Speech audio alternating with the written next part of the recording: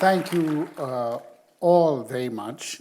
Before I begin to read my lecture proper, it is truly a pleasure to thank those institutions, but even more importantly, the individuals representing those who have welcomed me so warmly to this city and to this event. I begin by thanking Suk and Casa della Carita, who inspired me with their invitation, and their colleagues and their leadership who welcomed me last night to what I felt was actually a return, though it's my first time, because it was such a marvelous occasion. I won't name all of them. Many of them are here today from Suk and from the Casa della Carita. Secondly and thirdly, but in no discriminatory order, it's my pleasure to thank this University of Bicocca and the Statal University of Milan, but also the individuals representing them and the city, the deputy mayor who graced the occasion at the very beginning, added her voice, Professor de Leonardis, who I am truly honored to meet and who has done me the honor of both welcoming me so eloquently this morning, but also engaging in a dialogue and in a transmission, a shared transmission of some of my ideas and places where they meet her ideas.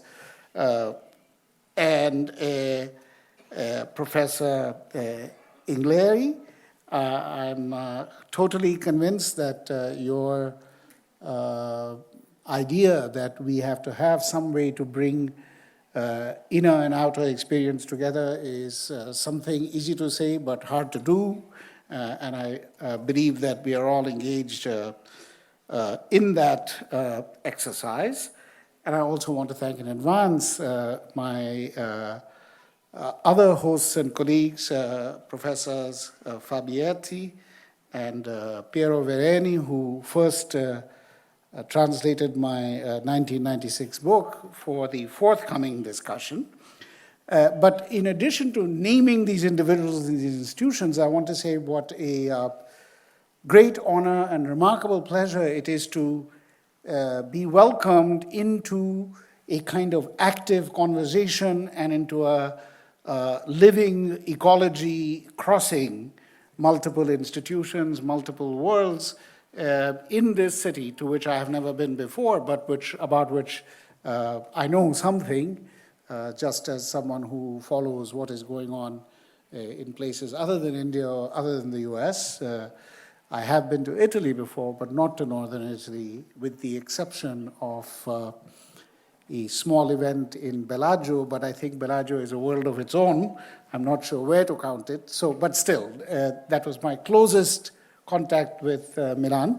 But I'm truly moved by the depth and variety and richness that I've experienced already in the efforts to link issues of affect, feeling, suffering, pain, and the larger global processes that somehow frame, envelop, and sometimes overwhelm us.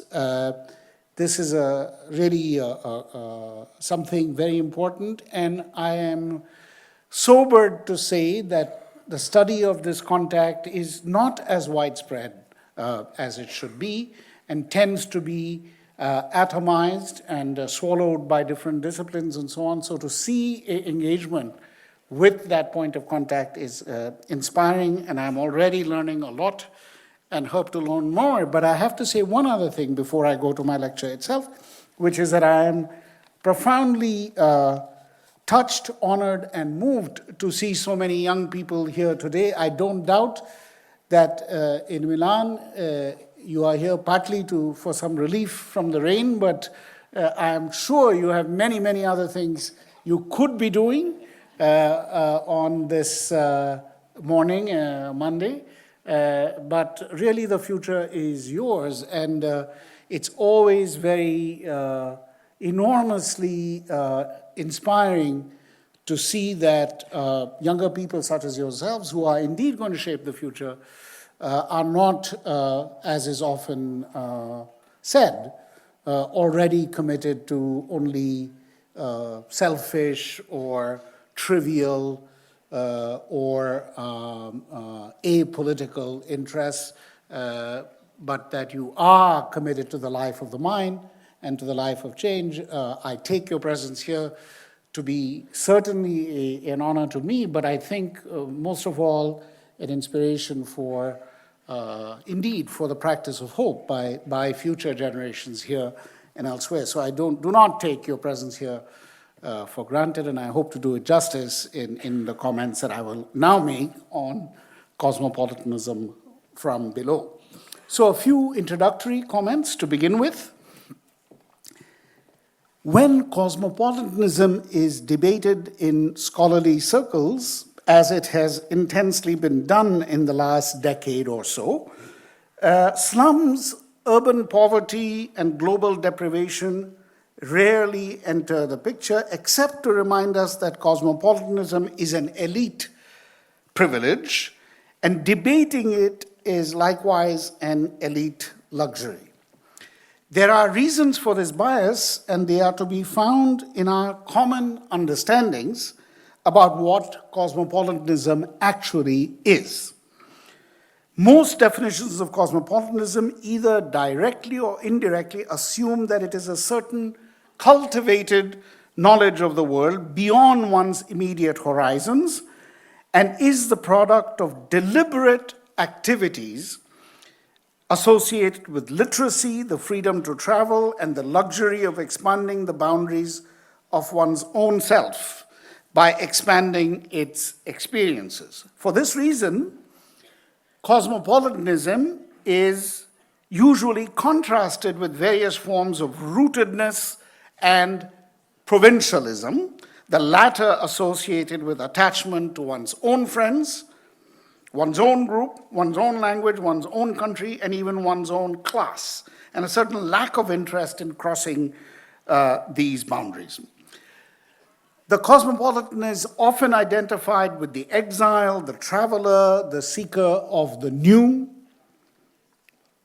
who is not content with his or her historically derived identity, biography, and cultural values. In today's world, cosmopolitanism is loosely associated with post-national sensibilities, a global ethos, multicultural politics and values, and a generalized openness to cultural experimentation, hybrid identities, and international cultural transfers and exchanges. This set of associations is hardly the same as the universalism of the Enlightenment, but it has some affinities with it in the common interest in an expanded idea of humanity that transcends the boundaries of nation and ethnos.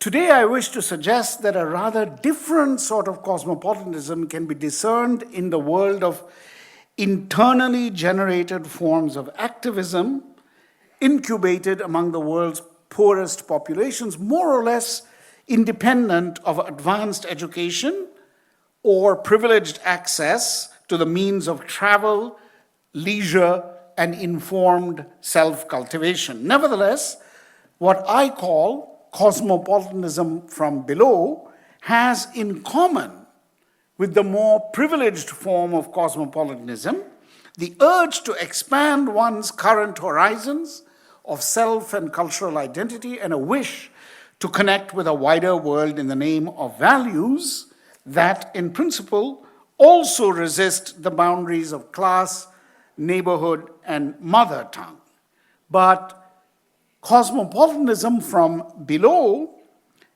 does this without an abstract valuation of the idea of humanity or of the world as a generally known or knowable place. This is a variety of cosmopolitanism that begins close to home and builds on the practices of the local, the everyday, and the familiar, but it is imbued with a politics of hope that requires the stretching of the boundaries of the everyday in a variety of political directions. It builds towards global affinities and solidarities through an irregular assortment of near and distant experiences, and neither assumes nor denies the value of its universality.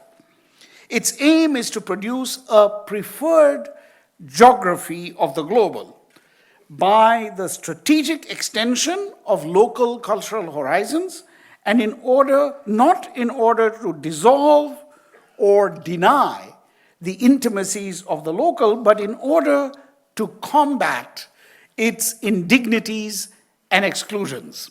It is thus closely tied to the politics of hope and the promise of democracy as a space of dignity as well as of equality. It is indeed correct to call this style of life cosmopolitan, but it is cosmopolitanism driven by the exigencies of exclusion rather than by the privileges and ennui of inclusion.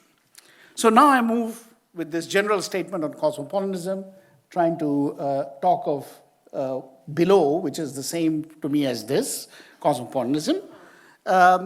In relation, I've come now to urban housing and therefore very close to my hosts at Souk and Casa della Carità, more concretely. The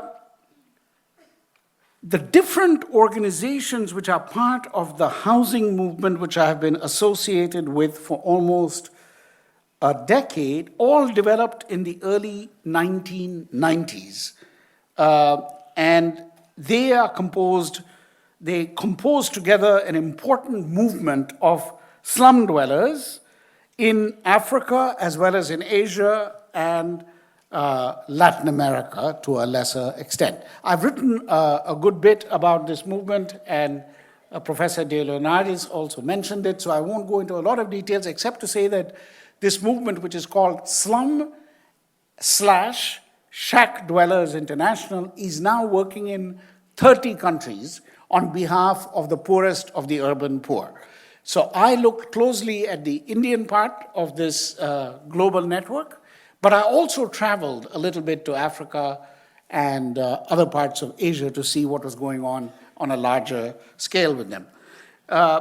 The global links of this movement are steadily fortified by shared strategies of internal mobilization, such as daily savings, internal discipline, such as self-surveys and censuses, and house building techniques and strategies has gradually evolved into what I think is the most important global alliance of community-based housing activists who share a common commitment to local organization, internal financial savings, community-based toilet and house building strategies. Their main organizational methods are global exchanges for learning and knowledge sharing, again a theme which has already come up this morning is of the greatest importance, and a coordinated strategy for educating and pressuring city and state governments, international funders, and multilateral agencies and national governments. This international network, SDI, Slum Shack Dwellers International, is also moved along in developing its own funding capacity, a kind of World Bank for the poor, much smaller scale, but same idea, to find funding so that they themselves can give funding to projects around the world for their own interests, and thus they are engaged in supporting global campaigns to oppose slum demolition, to achieve secure tenure for the urban poor, and to build credit and finance capacities for member communities of the network by cooperating across almost 30 countries, as I said, primarily in Asia and Africa, but also in Latin America and the Middle East, and also with the support of organizations like Cordaid, Caritas, etc. So there is a direct connection to the major European philanthropic networks, including ones that you are familiar with here in Italy. Now, this organization is now widely recognized SDI by the UN, by the World Bank, by Habitat, by the World Urban Forum, and numerous other organizations. Now, the striking successes of this global network cannot be attributed to any single circumstance, factor, or historical trend. The global spread of the ideology of human rights since the middle of the 20th century is certainly one factor. I should say, by the way, they have plenty of failures as well. And I have a separate discussion, which maybe we can take up later, about the meaning of failure in such movements. So I don't mean to say they just go from success to success, by no means. But I'm speaking at the moment about the success side. The recognition, secondly, that democracy is not just a matter of votes and representation, but also of dignity and livelihood is another major factor. The worry about the relationship between extreme poverty, disease, disenfranchisement, and terror is also a factor, I think, that has helped them. Also the worry that the world's increasingly networked financial growth engines and its exploding service economy cannot subsist in a world of impoverished cities, angry slums, and rotten urban cores. A planet of slums, in the phrase of Mike Davis, has also contributed to the progress of this network. And lastly, the increased availability of the internet, especially to the more socially active among the world's poor, has created a galactic growth in what has been called by some American academics, activism without borders. And many of you know this now. When I began this research in about the year 2000, this was just beginning. Now it's so massive we don't even notice anymore that people are constantly using the net to maximize their dialogue and their efforts. So these global movements now, again, as we all know, cover a huge range of issues: feminist issues, environmental issues, health issues. The list is quite long. So housing is among these issues, but though I cannot say this given my hosts at Suk and Casa de la Carita, housing is sometimes forgotten, especially urban housing, as a crucial issue when people are thinking about vital global issues. So this alliance, global alliance, I think can only be seen in the context of the worldwide widening of the boundaries of civil society and the parallel broadening of the range of issues with which poor people have come to be politically concerned. Of course, each of these movements, whether they have to do with AIDS or trafficking or jobs or women's rights or intellectual property, have a different history and logic, but the case of housing for the poorest of the world's urban poor is one such story. So to get to this story, I have to now come to Mumbai and to give you the reason for talking about the cosmopolitanism of the American poor. Being an anthropologist, we can only tell our stories very locally, though we always hope that they have bigger implications. So a few words now about Mumbai as a cosmopolitan space. And here, if I were more technologically sophisticated, I would either have a PowerPoint or some great slides to make all this visual, but I'm afraid I have to depend on words alone because I have never really become very skilled at the use of these new technologies, though I love to see them in operation. I'm not against them at all, just not a great user. Mumbai now is a very big city, as many of you know. Population, depending on how you count the larger urban metropolitan area, is going north of 16 million or so. When I began these studies, it was more like 12 million. Now it's 16 plus, moving towards 20. Very large urban conglomeration, and very dense indeed. This city, again, about which I and others have written quite a lot, I can't tell you much about in detail today, but I do want to touch on a few things that bear on the question of cosmopolitanism. People in Mumbai, it's fair to say that cosmopolitanism is in some ways Mumbai's self-governing cliche.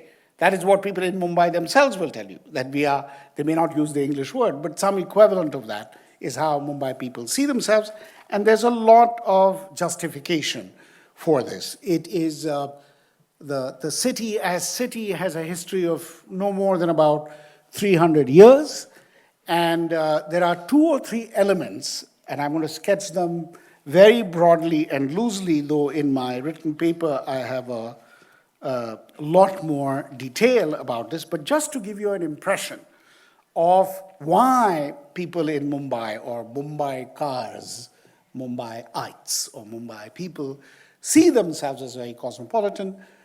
First of all, there's an empirical dimension. People come to Mumbai and have been coming to Mumbai from all over India and from many parts of the world almost from the beginning. So the Portuguese, the British, etc. were involved very early in Mumbai's history, but groups of every class, from the richest businessmen to administrators to entrepreneurs to laborers of every type, came to Mumbai really from almost every part of India. More numbers from certain places, but people almost from every place. But one element of the cosmopolitanism, about which many others have written, I have also written a little bit, but others a lot, is business, commerce. This is a money place, and I've written a lot about Mumbai as the city of cash. Cash is very important in this place, hard cash, currency, coins, etc. So it's not only invisible financial power, it's concrete currency and notes move through the city. It's the city of business, and many people have said that Mumbai has managed to overcome a lot of particularly interreligious or communal violence, Hindu-Muslim violence, riots, and so on, because it's a city of business, and business cannot stop. So you can have severe violence, but there's a huge pressure to contain it and keep it under control because people want to carry on the work of business, whether they are very high up or whether they are far down. Simply laborers and toilers, people want to continue to, if you like, make money. Whether they're making big money or little money, money is very important to the life of Bombay. So first of all, the cosmopolitanism of Mumbai is, you may call it, a business-based, or you can even call it a kind of cash cosmopolitanism. And this should not be ignored. I think in any place where money and business are important, one of the reasons we cannot be puritanical and say, oh, this is all terrible, is because it often keeps all kinds of people together. Employers and laborers, different classes, different business communities, the government, the police, they all have to negotiate business. A lot of that negotiation, as I believe is also true in Italy, may be what we call quite corrupt. But it's not corrupt as far as intercultural, interlinguistic, and interreligious traffic is concerned. It's generally speaking very healthy. It's a counterpoint to massive ethnocidal, genocidal, ethno-national politics. So commerce, from the very beginnings of the city, is one source of Mumbai's cosmopolitanism, and it's justified. The second very big part of Mumbai's cosmopolitanism, and there are others, but these are 2 big ones, is the film industry in Mumbai. The industry that is sometimes called Bollywood, now producing well upwards of 500 or 600 films a year. The overall Indian film industry produces about 1,000 films a year. It's huge, and many of you, of course, are aware of this these days, as people were not aware maybe 10 or 15 years ago. But that industry is in Mumbai. And the short way I'll put it, again, I have written some more on film and Mumbai as a cinematic city. Mumbai is saturated by its film industry in a way that very few cities are saturated by the cinematic industries in them. Even Hollywood does not saturate Los Angeles so much as the film industry saturates Mumbai, its whole visual world, its journalistic world, its news world, its leisure world is deeply, deeply saturated with images of film stories, film stars, film gossip, and so on. So very, very important. It's also very important industry in terms of cash generated, theaters, public life, sales, box office, producers, distributors, black market sellers of tickets, up and down the system. There's also no film industry as such because the money comes from anybody who has cash. So it's a very big economy of non-accounted money. So if I make a killing in the stock market or in the wheat market, and I have a fantasy about cinema, I say, well, let me make a film. And I use the cash, so this creates huge amounts of payments, cash payments to film stars, producers, distributors. So there's no seal between the film industry and all money in Bombay. So the city of cash and the city of film are deeply connected. Secondly, film is a huge feeder of, indeed, the work of the imagination of ordinary people.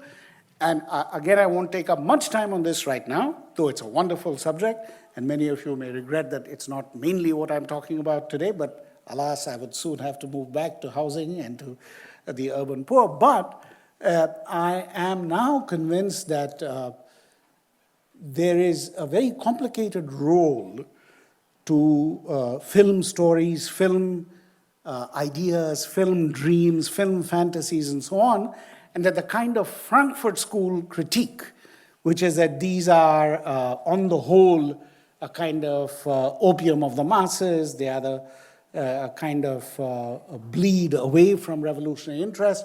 There may be something to this, but I think it's a limited view, and the main reason is that I am now convinced that everybody else who has political aspirations or social aspirations in Mumbai, all the other big interests, planners, urban policymakers, politicians, parties, businessmen, etc., all are themselves constructing, if you like, scripts or dreams about the future of Mumbai. So the dreamscape of Bollywood does not meet reality. What it meets is the other dreams, the dreams of the planners, the dreams of the architects, the dreams of the politicians.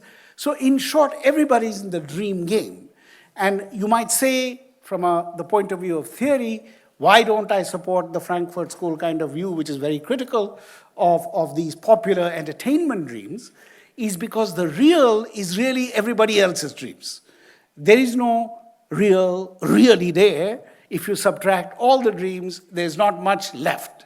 There's something physical there are some people, some buildings, but the rest is a very complex dialogue, and it has something to do with the future in which everybody has a stake, but they do it by producing, if you like, fantasies, architectural fantasies. We will be Shanghai, we will be Singapore, etc. These are no different than Bollywood stories in this regard, but I take them all seriously. So Mumbai, the film industry, the last thing I'll say, is a tremendous cosmopolitan force.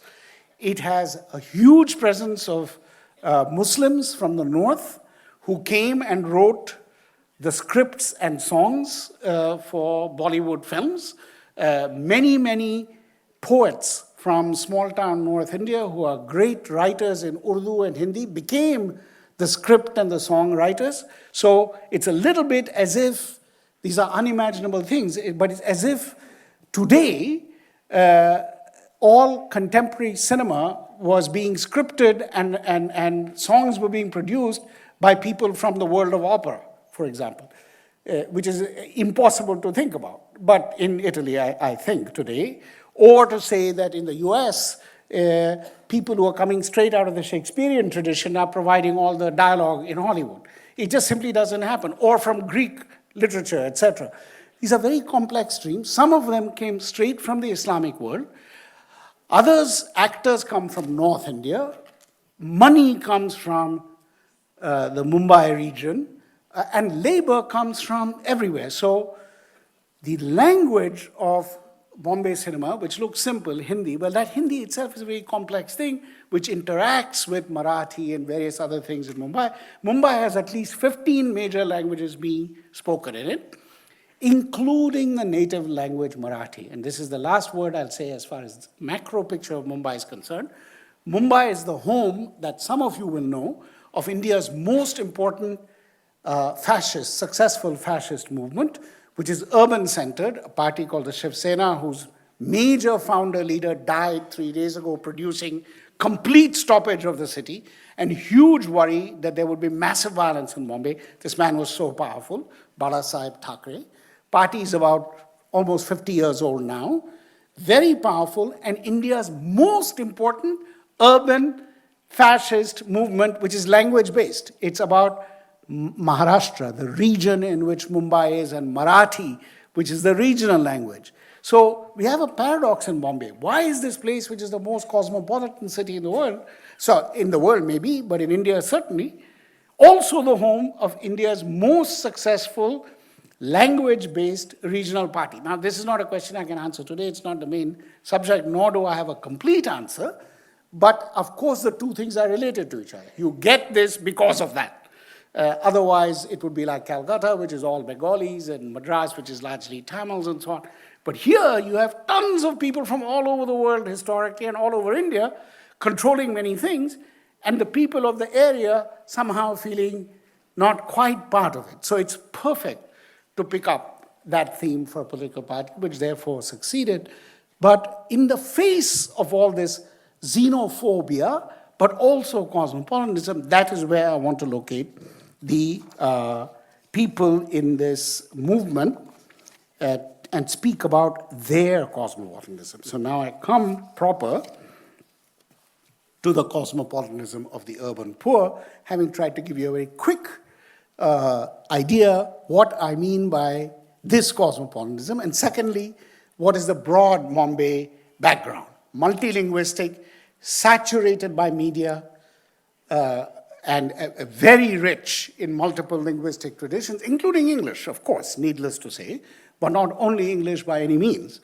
In this context, we have a population of poor people in Mumbai, depending on how you count it, which could be seen as almost 50% of the city's population, maybe 6, 7, 8 million, of whom, safe to say, 3 to 4 million are in the severe urban poor. So you're talking of a number of slum population, very poor slums, because you also have slums which are better off. So slum world in Bombay is highly varied, but any of you who know who have been to Bombay will know that it's a small place, so slums are everywhere.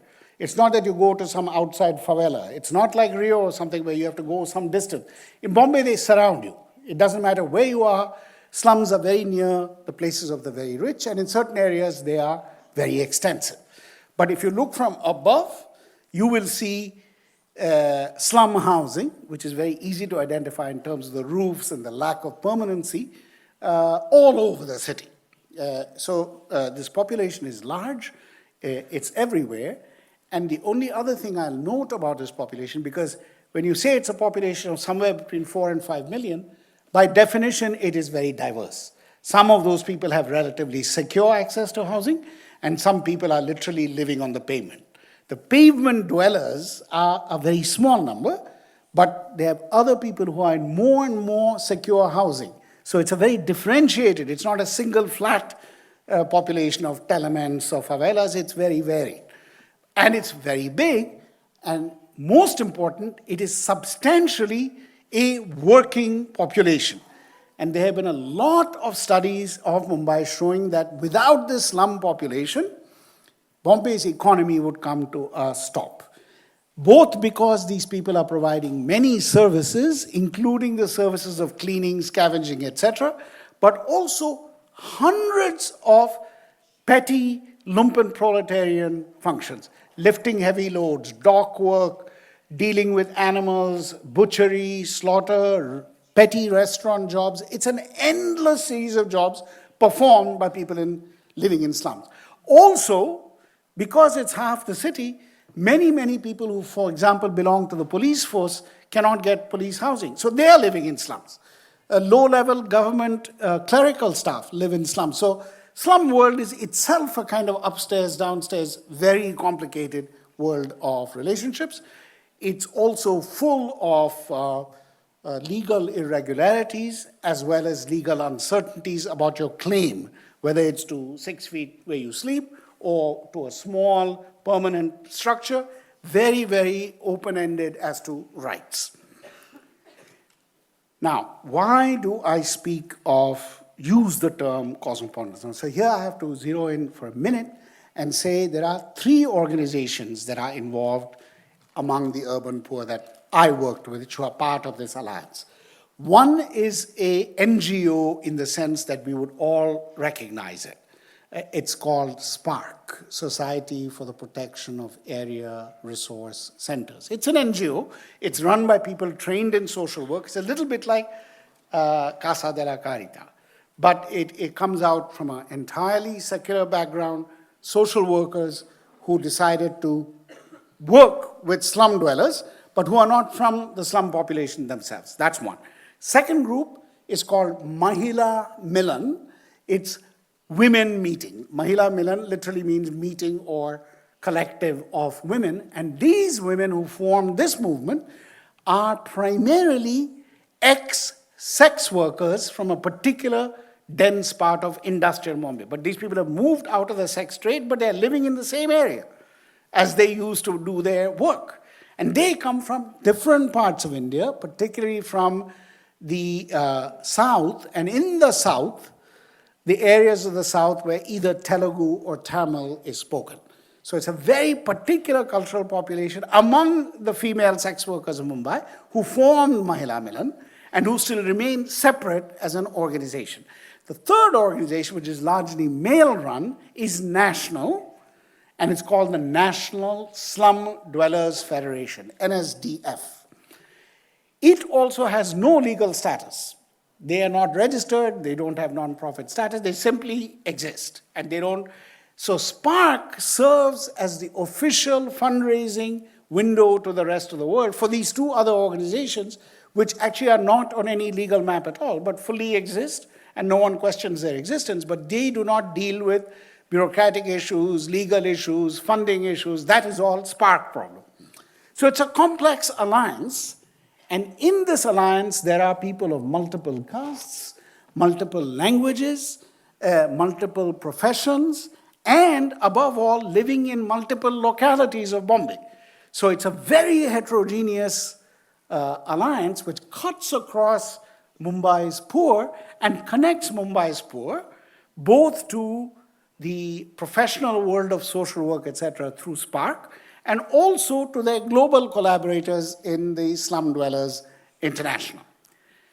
Now, I'm going to again talk informally rather than read from my text, and I hope the translators will forgive me for this somewhat informal process, but I think it will save us a little bit of time and give you the texture of what I'm talking about. So what I want to do here is to just give you the flavor of what I mean by cosmopolitanism. And the major thing I mean by cosmopolitanism for these poor populations in the movement which I studied is language. So you have people who have come from at least 8 to 10 linguistic regions in India. Hindi speakers, Tamil speakers, Telugu speakers, Urdu speakers, and others of variations of all these languages, as well as a lot of speakers of the local language, that is Marathi. But the thing I want to point out to you about Marathi is that it's a language, again, of the state of Maharashtra, of which Bombay is the capital, but is itself very varied in the state of Maharashtra. So when migrants come to Mumbai, they are all Marathi speakers, but they speak many kinds of Marathi. So there's a lot of Marathi different Marathis emerging in this growing city. So even the so-called local language is very varied. It's not the same as spoken by people on one edge of Bombay, another edge of Bombay, because they come from different parts of Maharashtra. Maharashtra is a big state. Parts of it adjoin the state of Karnataka, where Kannada is spoken. Parts of it adjoin Gujarat. Parts of it adjoin Madhya Pradesh, where Hindi is spoken. So Marathi itself is varied.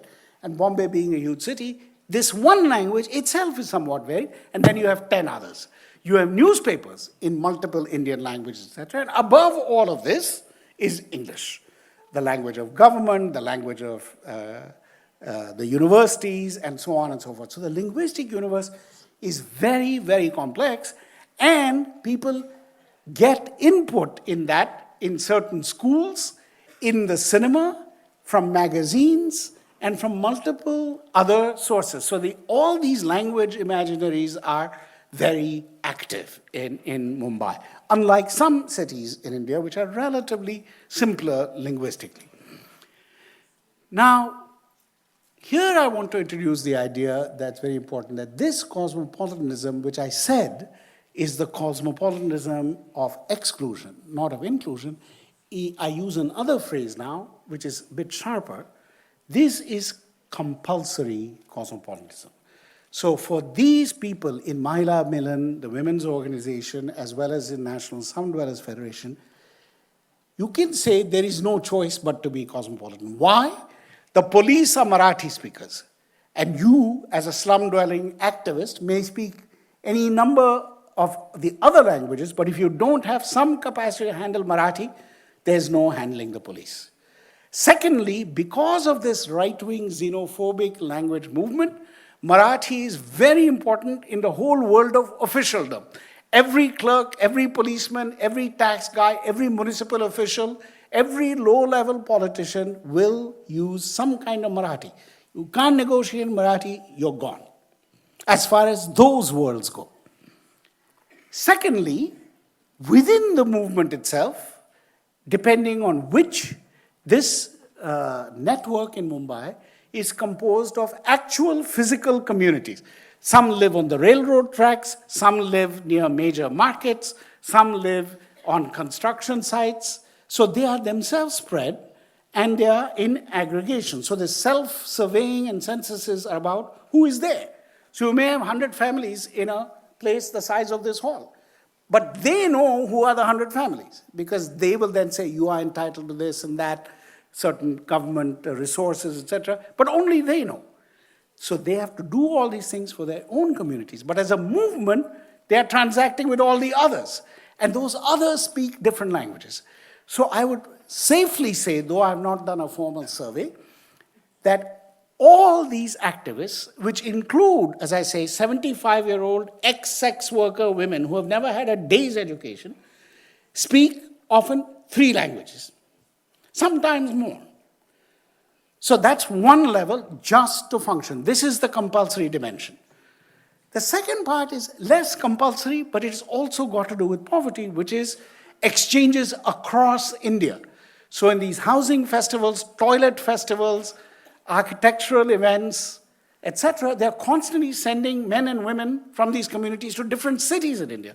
So again, language is an issue, and either the language will be a third language, or it will be some mix of those two that's evolved when somebody from Bombay goes to, let's say, Orissa, the other side of India, different language. I don't know, I can't speak Oriya, but some of these people have learned to speak with Oriya speakers using some version of Hindi, what linguists would call some kind of contact pidgin, some kind of mixed contact language, etc. So this is going on throughout India. Thirdly, it's cross-gender traffic. Women-based groups talking to men-based groups. Sometimes the men-based groups are linguistically other Tamil speakers from National Slum Dwellers Federation talking to Telugu-speaking women from Mahila Milan, right in Bombay, right next door to each other. They are negotiating some linguistic divide. Thirdly, with the funders, English comes into play. So everybody from Cordaid, everybody from Caritas, everybody from UN Habitat, everybody from the World Bank, and they are flooded with these kind of people all the time, either evaluating them, making some decision, etc. So they have to negotiate all the time. sometimes through the English speakers, sometimes directly. And sometimes we have VVIPs, Hillary Clinton, Bill Clinton, Prince Charles, etc., who arrive in their locations. They don't go somewhere. Those people come to these offices, these slum offices, and so on, and then there's some kind of complex mediated communication. Last but not least, there's communications with their own colleagues in Cape Town, in Philippines, in Phnom Penh, in Kathmandu, in Nepal, in Sri Lanka, sometimes Latin America, and these are poor, often women, getting on the airplane, 8, 10, coming, and I've described a little bit of these meetings. These are yet another linguistic horizon, but again, I would not speak of it as the kind of chosen self-cultivation.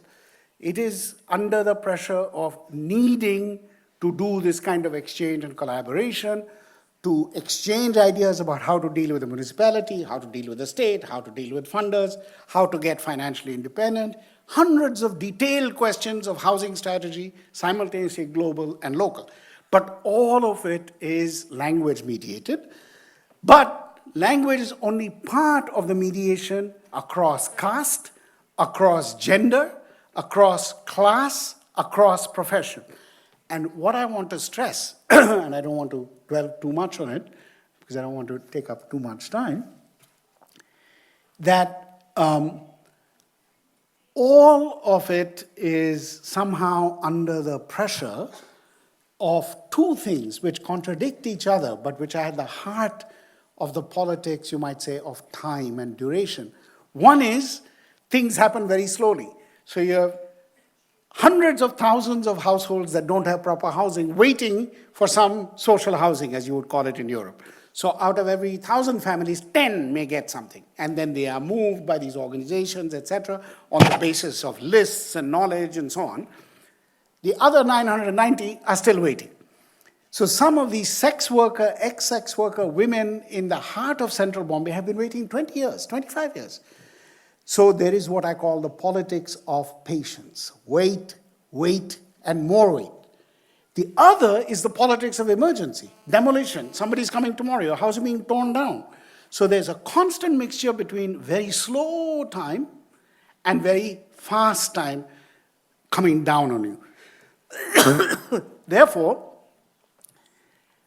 the nature of this crossing of horizons is an everyday activity.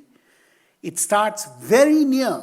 It can be in the next street, maybe people speaking some different language or needing something else, or it can be because you're talking to somebody from Washington. Doesn't matter, but it starts very nearby, and it's under the dual sign of the very long term, wait, wait, wait, or complete emergency. You're living on the railroad tracks, World Bank is making some project, they are negotiating with the railroads, so your own NGO is telling you, you got to move from the tracks where children are often playing at this distance from where the train is going. So you get a child playing here, train going by at 100 kilometers per hour, 6 feet away. This is very tough, and people's dwellings are there. It's not that the children came to the tracks, they are there. So this is very radical stuff where people often have to move very fast on the basis of trusting their own leadership and say, leave this, and they say, why don't you leave? This is terrible. But they say to go where? This at least I know. I have this. So trust is a huge thing. That's another story. But all of this involves the kind of cosmopolitanism of the urban poor, which I also want to keep you reminded that this is also supported in a city which has always had the cosmopolitanism of commerce, the cosmopolitanism of film, the cosmopolitanism of media. So it is helped by all those things. But those things are not like going to the university. It's not like going to Berlitz. It's both better and worse because it's part of the texture of everyday life to cross linguistic boundaries. Now I want to conclude today, thanking you for your patience, by making some remarks that will connect back to the comments made by Professor De Leonardis and Professor Saraceno and several of the others this morning who spoke. to say that this kind of cosmopolitanism, I think, is vital because I think provides some of the fuel and the energy to build the capacity to aspire. So, you see, capacity to aspire is fine. Oh, thank you. Thank you. Is okay, but can be somewhat abstract. It requires a lot of things in practice. And last night I saw that at the Casa de la Caritas, I saw some of what that means. It means legal issues, it means protection, it means feeding, it means medical issues, there is all that. But the question, how do you prepare people to actually go on without your help, is always the great challenge of all such interventions. That is where all these capacities, including the capacity to aspire, the capacity to create your own knowledge, etc., come in. But what I want to say is that in the world in which we live, but also the urban poor live, there is no way to advance your claims to either recognition, I am also human, or to redistribution. I want this, I have a right to this, etc. What about land? What about jobs? What about health? Either recognition or redistribution, unless you are prepared to make some kind of effort to cross the boundaries which are very near you in a place like Bombay. You don't have to go to Cape Town to face linguistic difference. It's right there in Bombay, right next to you. And because people in places like Bombay speak 2, 3, 4 languages, even if not perfectly, in India people take this for granted. But it's not a simple thing. It's a great ability. And I have to say that every time I particularly come to Europe, all the way from Stockholm to Lisbon, and see people from either India or from Bangladesh or from Sri Lanka, what stuns me is that within a year, they are speaking some version of Swedish, Italian, and so on. And I saw this yesterday in the Casa with these 8 or 9 young boys from Egypt, came last year. But they're speaking Italian. They're speaking some kind of perfectly credible Italian in the Casa. And so when I talk to them, I'm saying something in English, but they're responding in Italian because I don't know Arabic anyway, so that's out of the question. But as always, I am stunned. People from India, waiters in Parisian restaurants, these guys selling roses from Paris to Milan, but also people working in the railroads, traffic conductors. I mean, speaking Swedish. I'm still, after 30 years of reading Max Weber, still not good with German. So I think this is, this is compulsory cosmopolitanism. This is the school of hard knocks, but it can be done. Now, of course, you are free to say, I won't do it. You can stay home. Or you can be forced to.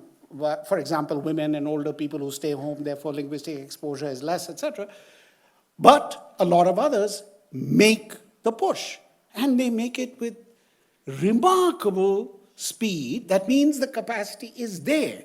But every one of these migrants, and I'm only speaking of the ones from India, but you could say this from Senegal, from Egypt, from Algeria, from Morocco, wherever they are, or from Eastern Europe, who are here, or in Northern Europe, are in fact, I believe, exercising the capacity to aspire, not only in taking the risk to come, in taking the risk of dealing with administration, with police, with borders, and so on, but also making the cosmopolitan move, not under conditions, as Marx would say, exactly of their own choosing, but nevertheless they are doing it, and these are all people excluded from not only the university system, but often the school system. So all the more relaxed approaches to language, learning, universal horizons that all of us in this room share have already been taken away. But the point is the capacity is not gone. And we see this every day in the cosmopolitanism of the urban poor. So I want to simply conclude by saying that this is not just this kind of cosmopolitanism, and I've given you some examples but not quite enough, is not only of human interest, or even, let's say, of anthropological interest, I think it's of deep consequence to the potential victory of the struggle of the ethics of possibility, as Ota referred to it, over the ethics of probability. If you say, why should I have any reason to hope? I point to all this kind of cosmopolitanism because it contains the work of the imagination being exercised by people who are in the minimum privileged position to be cosmopolitan, but are in fact so. And that means if that is possible, in some way I would say anything is possible. So with that, I'll stop and thank you all for your patience and generosity in listening to me.